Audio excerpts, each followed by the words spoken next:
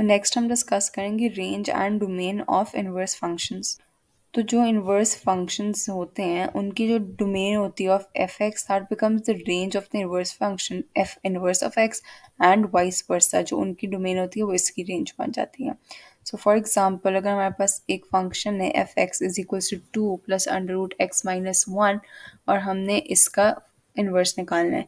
Firstly we सी के this function is not defined when x is less than 1, तो इसका जो डोमेन होगा that will be 1 till positive infinity.